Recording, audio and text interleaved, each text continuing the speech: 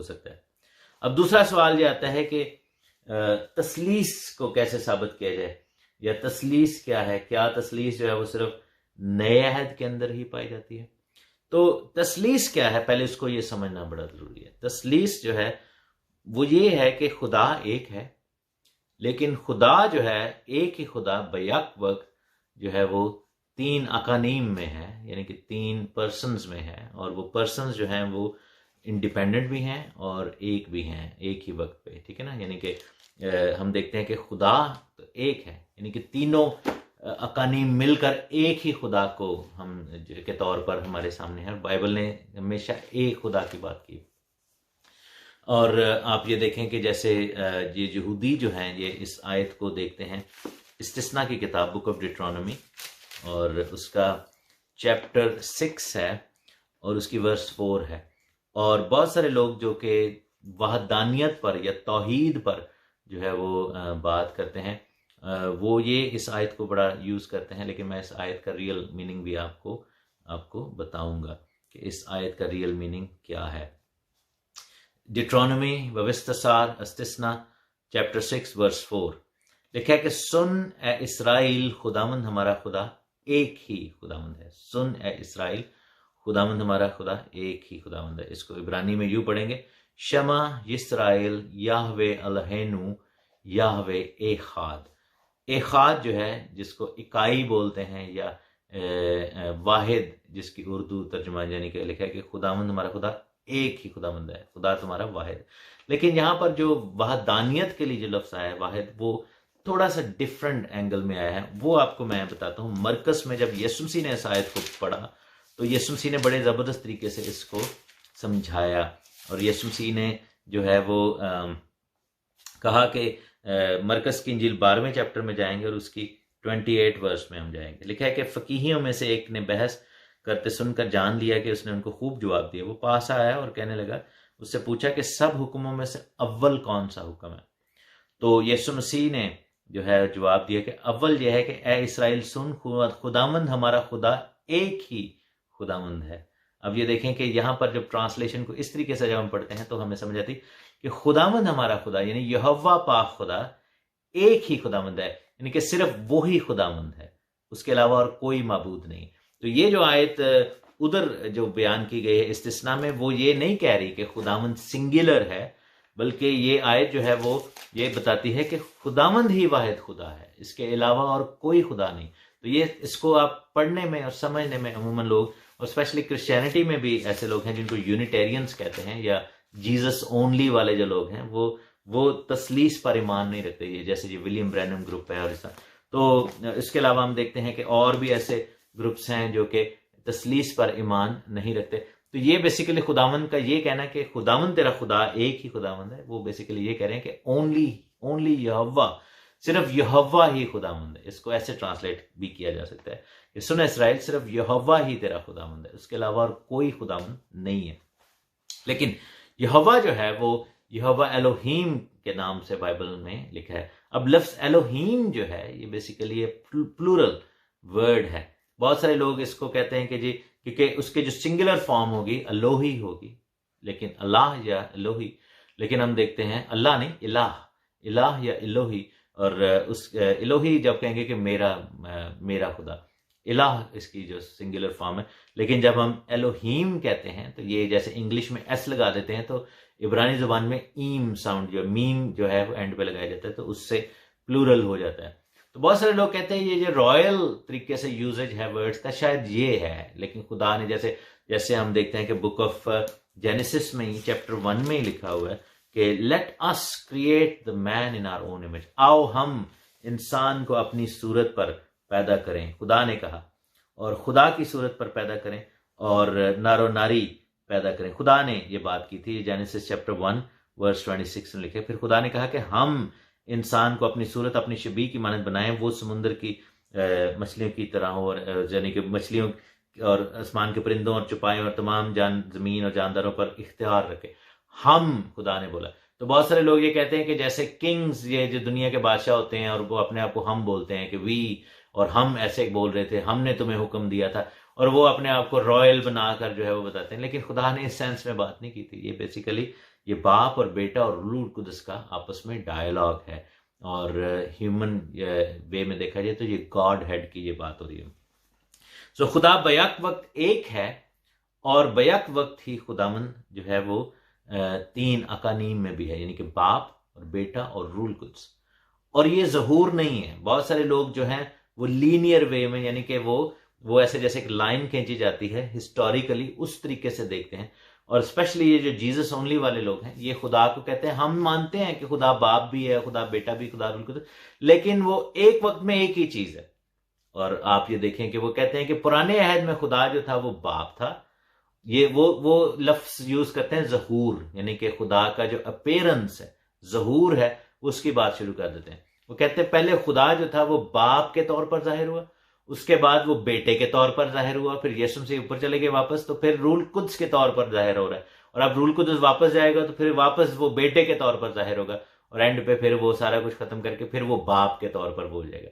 तो ये बेसिकली वो कहते हैं कि खुदा बैक वक्त बाप बेटा और रूह कुद्स नहीं है। खुदा जो है वो एक वक्त में एक ही चीज होता है, एक ही यानी कि तरीके से नजर आता है।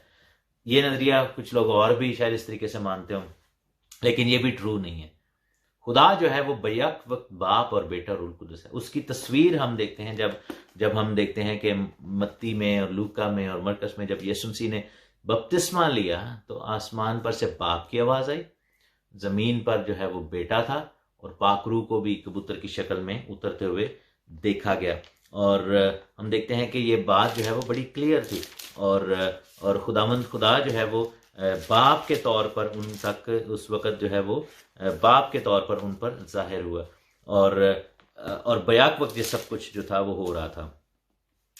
फिर हम देखते हैं कि ये बात पतरस ने भी कंफर्म की। पहला पतरस अगर हम देखें लेटर है, पतरस का दूसरा लेटर है, पतरस का दूसरा खत, और उसके पहले चैप्टर में हम देखते हैं तो उसमें हम देखते हैं उसकी वर्स 17 में, और लिखा है कि उसने यानी कि यीशु ने खुदा बाप से उस वक्त इज्जत और जलाल पाया जब उस अफसल जलाल में से उससे ये आवाज आई कि ये मेरा प्यारा बेटा है जिससे मैं खुश हूं। और जब हम उसके साथ मुकद्दस पहाड़ पर थे तो आसमान से यही आवाज आती सुनी थी।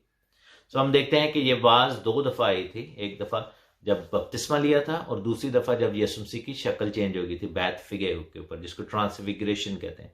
तो पतरस जो है उसको कंफर्म कर रहा है कि यीशु ने बाप से इज्जत और जलाल पाई, यानी कि बाप और बेटे को अलग-अलग भी वो डिफाइन करे। अब सवाल ये उठता है कि क्या ये मुमकिन है? मुसलमान दोस्त हमारे कहते हैं कि जी क्या ये मुमकिन है कि एक ही वक्त में 3 डिफरेंट चीजें एक भी हों और अलग-अलग भी हों? ये कैसे मुमकिन है? और बड़ा वैलिड सवाल है, बिल्कुल हो सकता है, बिल्कुल जो है ये सवाल करना चाहिए, क्यों नहीं करना चाहिए। इसका जवाब जो है आपको मैं 2 तरीके से दूंगा, और ये सवाल का जवाब आप सीख लें ताकि आप इसको देने के काबिल हो जाएं कि क्या ये मुमकिन है, क्या तसलीस मुमकिन है, क्या ऐसा मुमकिन है, can it be a possibility.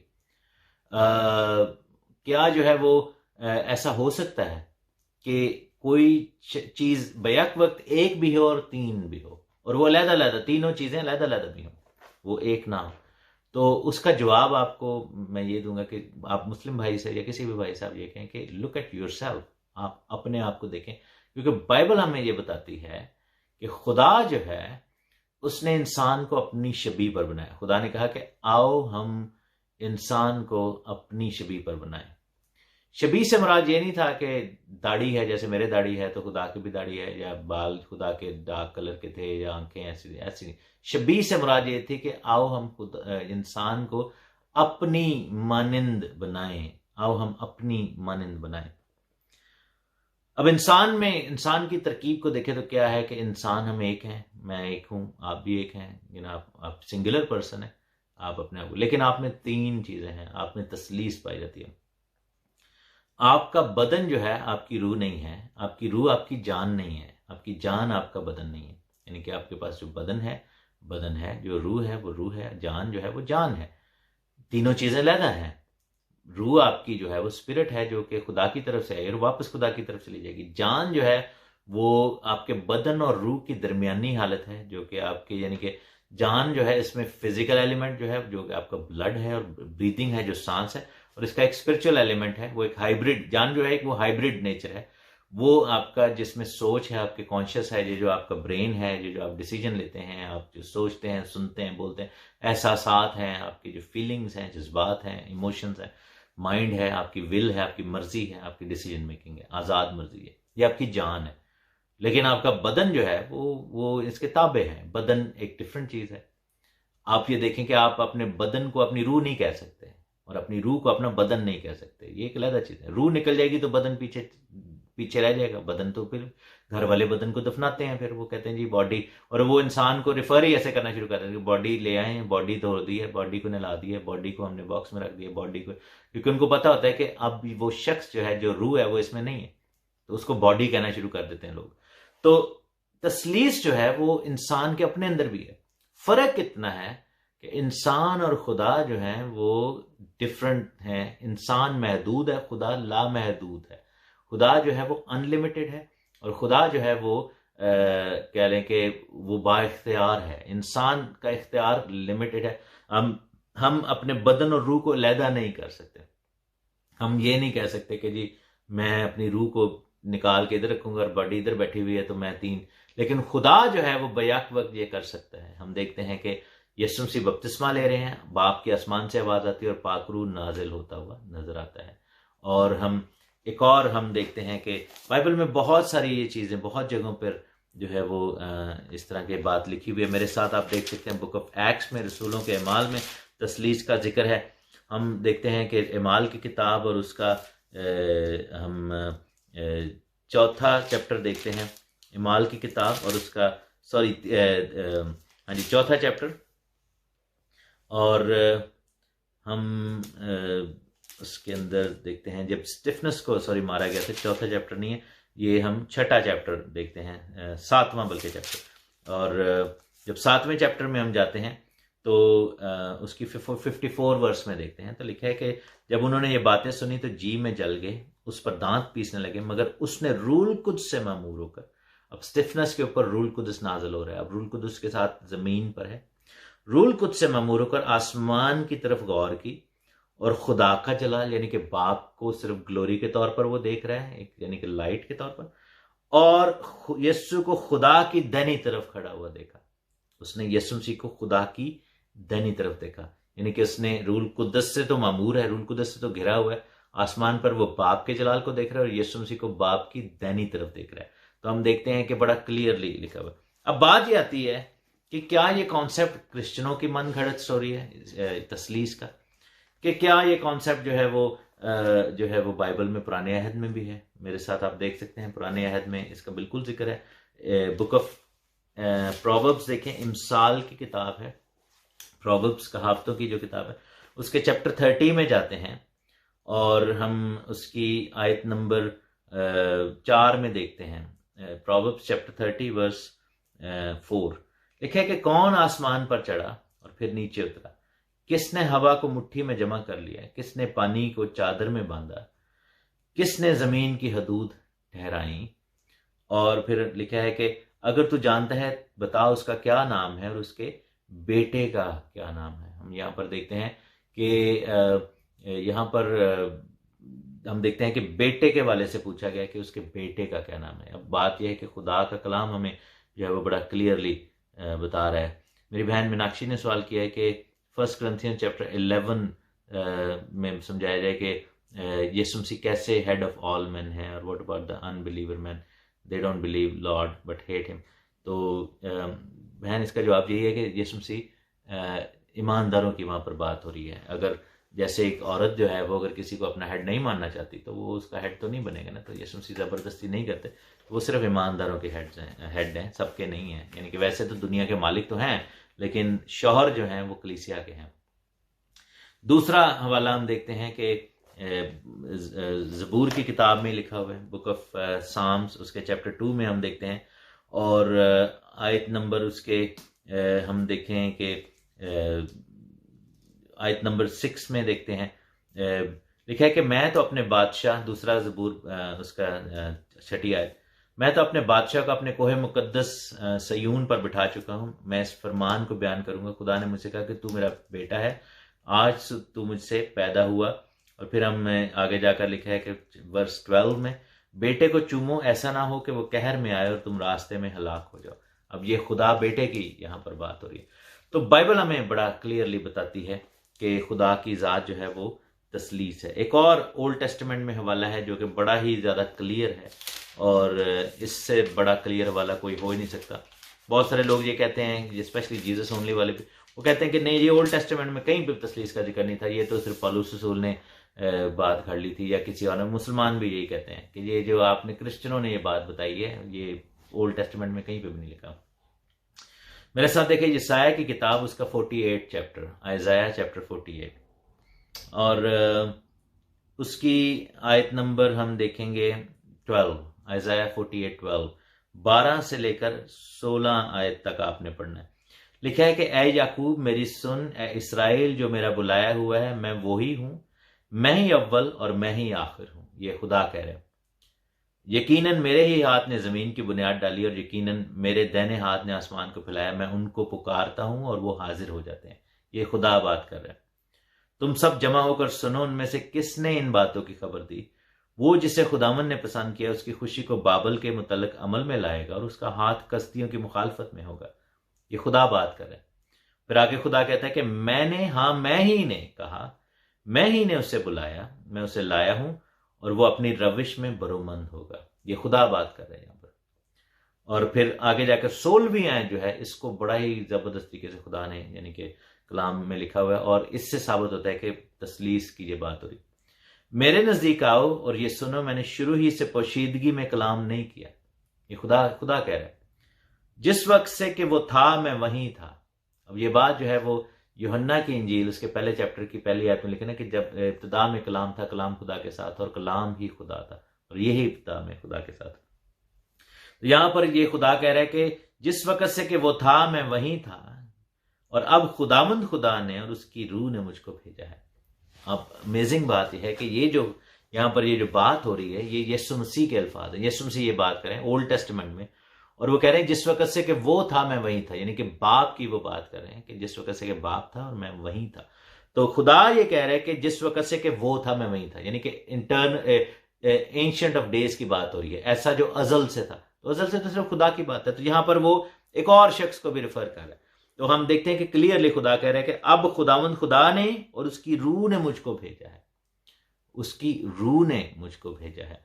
तो यहां पर यह बड़ी एक जबरदस्त तरीके से खुदा ने यानी क्लेम किया कि मुझे खुदा ने और उसकी रूह ने भेजा है। तो इससे और ज्यादा क्लियर अब क्या हो सकता है? एंड ओल्ड टेस्टामेंट में ये आयत लिखी हुई है। तो हम देखते हैं कि खुदावंद यीशु मसीह के ये अल्फाज है, ये बात खुदावंद की लिखी गई। एक आर्ग्यूमेंट जरूर है, उसको जरूर ज़हन में रखें। अगर जब ये आयत आप कोट करेंगे तो यहूदी लोग बेसिकली, या जो जीसस ओनली वाले हैं, या ऐसे जो मैसियानिक्स हैं, या मुसलमान भी कुछ ऐसे, वो ये आपको कहेंगे कि ये आयत जो है ये यसाया के लिए लिखी हुई है, ये खुदा के लिए नहीं लिखी हुई। यसाया अपने बारे में बात कर रहे हैं। तो उसको फिर कैसे जवाब दीजिए? क्योंकि आर्ग्यूमेंट का आगे से काउंटर आर्ग्यूमेंट भी तो होता है। तो वो कहेंगे जी ये आयत नहीं, ये खुदा के लिए आयत नहीं है, ये यसाया के लिए, और यसाया अपने लिए ये बात करे। लेकिन ये बात नहीं है, क्योंकि हम देखते हैं कि कॉन्टिन्यूटी जो है चैप्टर 48 की वर्स 12 से शुरू होती है, और खुदा जो है वो 12वीं आयत से बता रहा है कि याकूब मेरी सुन, इसराइल जो मेरा बुलाया, मैं ही अव्वल और मैं ही आखिर हूं। यानी कि यसाया जो है वो अव्वल और आखिर नहीं है, अल्फा और ओमेगा नहीं है। यसाया ने तो नहीं जमीन की बुनियाद डाली, यसाया ने तो नहीं ये कहा कि मैंने सब कुछ बनाया है और सारी चीजों का खालिक मैं हूं। और यसाया ने ये तो नहीं कहा कि जब से वो था मैं वहीं था। यानी यसाया इटर्नल तो नहीं है, यसाया की तो जितनी जमीन पर एज थी उतना ही था वो। तो ये बात यसाया के लिए नहीं है, ये बात खुदामंद खुदा के लिए है। एंड गॉड द सन जो है, खुदा बेटे के लिए ये बात होती है। तो दूसरा सवाल हमने आज सीखा कि तसलीस जो है वो क्या है। इसके अंदर एक और चीज ऐड करूं कि ये एक लॉजिक की अब बात है, इसको समझना बड़ा जरूरी है कि खुदा की ज़ात जो है उसको अपने आप में सब कुछ रखने के लिए, और खुदा की ज़ात को जो है वो कायम रखने के लिए किसी और की ज़रूरत नहीं है। और अगर खुदा एग्जिस्ट करेगा without any support, without any bodies need, तो सिर्फ तसलीस में खुदा एग्जिस्ट कर सकता है, वैसे नहीं कर सकता। तौहीद जो है वो एग्जिस्ट नहीं कर सकती, इम्पॉसिबल है। अब ये बहुत बड़ी बात मैंने कर दी। तौहीद जो है, वहदानियत वाला जो यानी कि तौहीद वाला सिस्टम है, सिंगुलर अगर हो तो वो नहीं हो सकता, एग्जिस्ट नहीं कर सकता। उसका रीजन है, अब जैसे मसलन अगर खुदा सिंगुलर होता तो खुदा को हम कैसे जो है वो जानते हैं, खुदा को हम कैसे समझते हैं? हम खुदा को उसके एट्रीब्यूट्स से, खुदा की जो सिफात हैं, खुदा की जो खूबियां हैं, उससे हमें पता लगता है कि वो खुदा है। वरना कैसे पता लगे कि खुदा है? अब बात यह है कि खुदा जो है, अगर हम कहते हैं खुदा एक जज है, राइचस जज है, रास्तबाज अदालत करने वाला, आदिल मुनसिफ है। हम कहते हैं खुदा मोहब्बत करने वाला खुदा है, ही लव्स अस। हम कहते हैं कि खुदा जो है वो शफकत करने वाला खुदा है। अब बात यह है कि अगर वो सिंगल है तो उसको ये सब कुछ करने के लिए ही नीड्स पीपल। वो किससे मोहब्बत करे, किससे शफकत करे? अब प्रॉब्लम यह है कि अगर वो हम कहें कि जी एंजल्स के साथ करे, या ह्यूमंस के साथ करे, या जानवरों के साथ करे, या अपनी क्रिएशन के साथ करे। क्रिएशन में और क्रिएटर में एक बहुत बड़ा डिफरेंस है। क्रिएटर के कोई आगाज नहीं है, there is no beginning of the creator, ठीक है ना?